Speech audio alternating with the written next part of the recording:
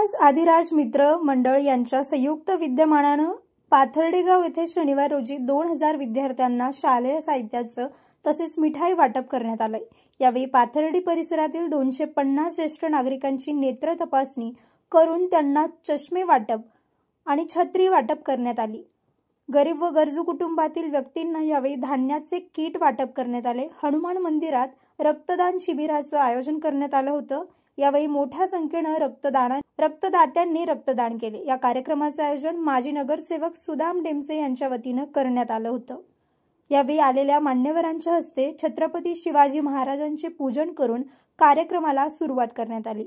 यावेळी सुदाम अण्णा ढेमसे यांच्या कार्याचे कौतुक करत आलेल्या मान्यवरांनी वाढदिवसाच्या शुभेच्छा दिल्या। मान्यवरांच्या उपस्थितीत अभिष्ट चिंतन सोहळा मोठ्या उत्साहात पार पडला। दरवर्षीप्रमाणे यंदाही त्यांनी या कार्यक्रमाचं मोठ्या प्रमाणात आयोजन केलं होतं।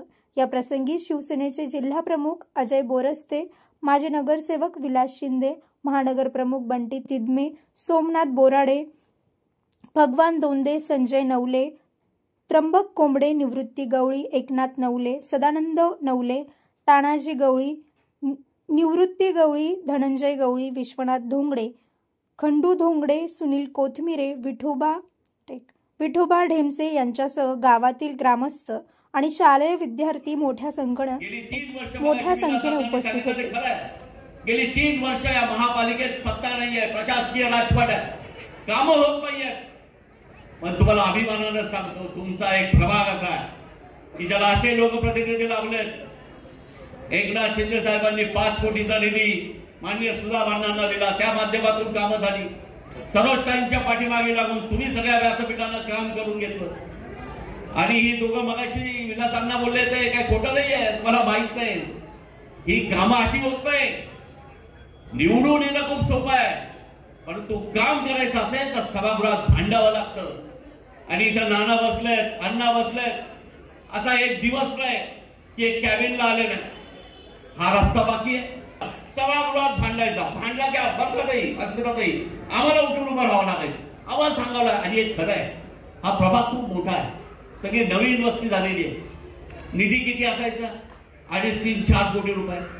त्यापेक्षा तुम्हाला सांगतो, तुम्ही झालेल्या कामांची एकदा लिस्ट त्यांच्याकडनं घ्या। त्यामुळे हा लोकप्रतिनिधी लाभणं, त्याला कळकळ असणं, त्यासाठी सभागृहात भांडण्याची ताकद असणं हे सोपं नाही। आणि म्हणून तुम्हाला विनंती करायला आम्ही आलो, आमच्या या लोकप्रतिनिधीच्या मागे, या माझ्या मित्राच्या मागे तुम्ही सर्व थोडीशी समाजाची थोडीशी बांधिलकी वाटली। आणि काय झालं की लोक माझ्याकडे एक श्रमिक सेना असेल, शिवसेनेला बोलतो यांनी आज मला या गावकऱ्यांनी दिलं, या सर्व गावकऱ्यांनी त्या ओझ्यातून मला मुक्त व्हायचं नाहीये।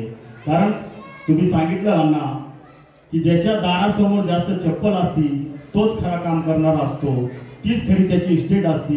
दादा, माझ्या दार, माझं घर, माझा मित्र, माझा नातेवाईक, आज तुम्ही बघत असाल तर कधीही माझ्या घराला दरवाजा लागलेला राहत नाही। आणि माझा कोणताही नातेवाईक, कोणताही मित्र तो माझ्या बेडपर्यंत बिना परमिशन येऊ शकतो, हेच माझं नशीब आहे। आणि माझ्या घरातूनही त्यांना कधी विरोध होत नाही। माझे ज्येष्ठ, मला माहिती पाथर्डी फाट्यावरले अनेक ज्येष्ठ मंडळी आहे, मनोमिलन ज्येष्ठ नागरिक संघ आहे, आधार ज्येष्ठ नागरिक संघ आहे, असे 500 ते 550 सगळे सभासद आहेत। ते सर्वजण 24 तास काही ना काही समस्या असतात। सकाळीच दादा मनोमिलन ज्येष्ठ नागरिक संघाचे 200 सदस्य होते, तिथे एक कापला आणि सकाळी आणि हे काम करीत असताना आमच्या ग्रामस्थांनी त्यांच्या बरोबर राहून हे काम पूर्ण करून घेतात।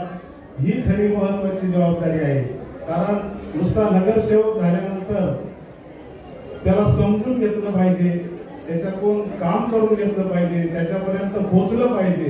आणि निश्चितच याही पुढे आम्ही पाथर्डीकर त्यांच्याबरोबर राहून